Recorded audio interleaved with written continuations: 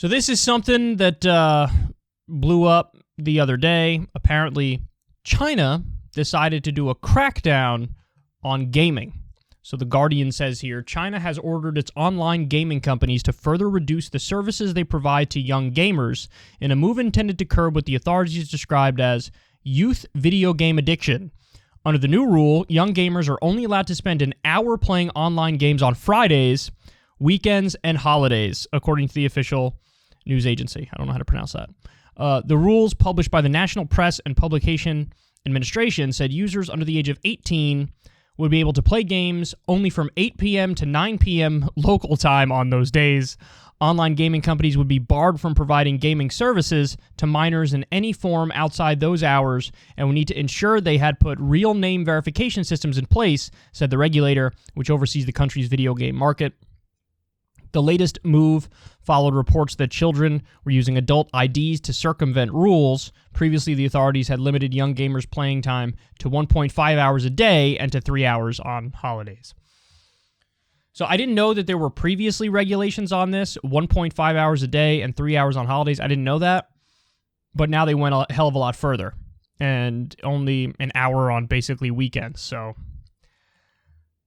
wow.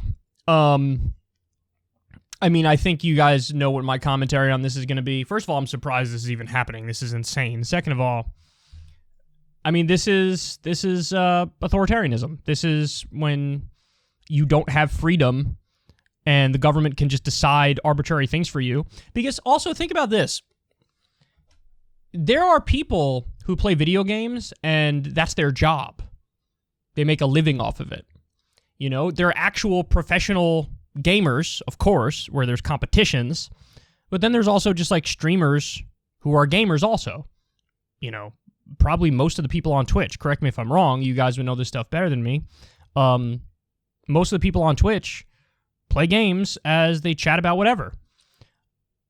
Imagine just like saying, I declare that to be illegitimate. Why is that illegitimate? Why is that any different from a professional soccer player or some of the goofy sports that end up making it into the Olympics, like curling? And now, by the way, I'm not going after soccer or curling. I'm in favor of people. If you want to do that 24 hours a day, be my guest, but I don't know why gaming should be treated any differently. Well, you say, oh, but that's not physical, so it's different. Okay, but people play chess. Chess isn't physical, and it's a game. Oh, but that's not digital and virtual, so it doesn't count. Why? Why doesn't that count? Like, there's no way to make the argument without coming back to arbitrary subjective feelings about what you might think of gaming. And I simply don't care what the government thinks about somebody gaming. Somebody who's a gamer in China could become the Tiger Woods of gaming or the Michael Jordan of gaming. Somebody who's a gamer in China, maybe that's their only outlet, and they have a lot of anxiety and depression, and the thing that makes them feel good is just gaming. For the government to just be like, no, we're going to take that away from you. You're not allowed to do that, or we're going to strictly limit it. That is definitely authoritarian government, which is why I always say on social issues, I'm pretty much as libertarian as it gets. Libertarian defined as live and let live, do whatever you want as long as you're not hurting anybody else. And in a world where we let people do what they want, people are going to do all sorts of shit, and there are plenty of people out there with obsessive personalities, myself included, where you're going to gravitate towards only doing certain things. You know, I'm a very one-track mind, one-trick pony kind of dude, where, like, I have my show, which I love doing, and then I have my couple hobbies that I love doing, and that's it. You know, I'm not... Some people are Renaissance men and Renaissance women, and they do like 20 different things. That's not me, and that's not a lot of people. And why should we be punished under this sort of a system?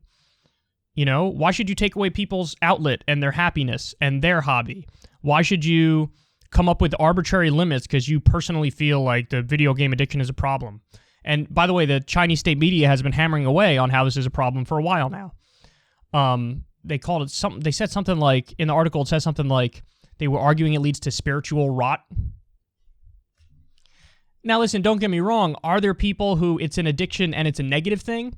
Yes, but I think that's different than somebody who just really likes it or has it as a hobby or even does it professionally. It only becomes an addiction and a negative thing if it has deleterious effects on your life in measurable ways. And if you walk away from playing the games and saying, why did I just waste all that time doing that? I don't feel better. I feel worse. I hate this. Then it's a problem.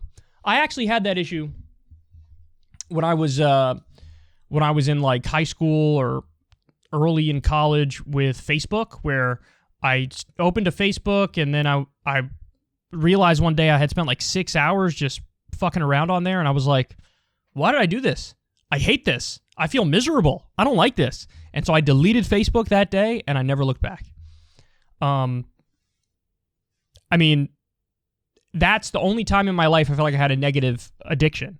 There are times that I get obsessive with things and I do them, but if I feel like it's fruitful and it's productive and it makes me happier when I'm done with it, then that's not an addiction, even if I spend all day doing it. It's only an addiction if it's negative and it affects you in a negative way. So who are they? Who's the government to decide, well, no, it's negative for all of you?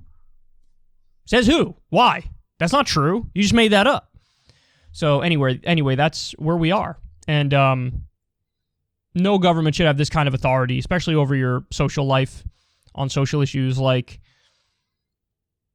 that's the most private stuff, is what you do with your spare time. Like, this is not economics related. This is more private life. It's so arbitrary, and it's such an overreach, and should never happen, ever. Thankfully, this is not the kind of authoritarianism that the U.S. has. The U.S. has a different kind of authoritarianism, and we've discussed all this stuff at length, but the war on drugs is deeply authoritarian. You put in your body whatever you want to put in your body, and you're not hurting anybody else, and then you get locked up, and they'll throw away the key, and your life will be ruined, and you can't get a job when you get out, and all that stuff. So I'm not saying, we don't have our own version of authoritarianism. Of course we do. We absolutely do. The NSA spies on everybody illegally. But this particular kind of policy is not one you could see happening in the U.S. In fact, if anything, we sort of encourage the more obsessive mentality among the population, and you let people just go in whatever direction they want to go in when it comes to stuff like this. But what else is there to say about it? It's a terrible idea. It's an authoritarian idea. It's deeply anti-freedom. It's going to make a lot of people really miserable. I think the outcomes they might, game the numbers and say, whoa, now this is positive because they spend X amount more time outside and whatever. And it's like, okay, it's also gross social engineering, and generally against that sort of thing.